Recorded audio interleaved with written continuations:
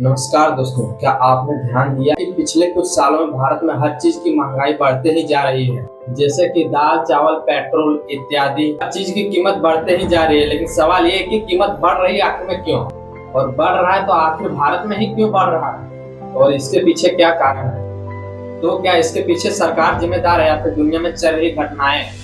तो आज की इस वीडियो हम समझेंगे आसान भाषा में भारत में महंगाई आखिर बढ़ क्यों रहा है और इसका असर आम लोगों पर क्या पड़ रहा है। तो चलिए शुरू करते हैं। तो दोस्तों, भारत में महंगाई बढ़ने का सबसे बड़ा कारण है पेट्रोल और डीजल की कीमत बढ़ना। जब पेट्रोल और डीजल महंगे होते तो ट्रांसपोर्ट का खर्चा भी बढ़ जाता। तो सोचिए, सब्जी खेत से बाजार कैसे आती है? ट्रक से। अगर ट्रक में डीजल महंगा हो जाए तो ट्रांसपोर्ट का भी खर्चा बढ़ जाएगा, और जब खर्चा बढ़ेगा तो दुकानदार भी सब्जी महंगा बेचेंगे।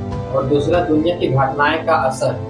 महंगाई का कारण सिर्फ भारत नहीं होता, कई बार दुनिया में होने वाली घटनाओं का भी असर पड़ता है। जैसे कि ईरान इजराइल का वॉर। जब युद्ध शुरू होता है तो दुनिया में तेल, गेहूं, गैस इत्यादि की कीमत बढ़ जाती है, क्योंकि कई देश को इन चीजों की सप्लाई कम मिलने लगती है। और जब सप्लाई कम हो जाती है तो कीमत बढ़ जाती है, और इसका असर भारत सहित और कई देशों में देखने को मिलता है। और तीसरा चीज है खेती और मौसम।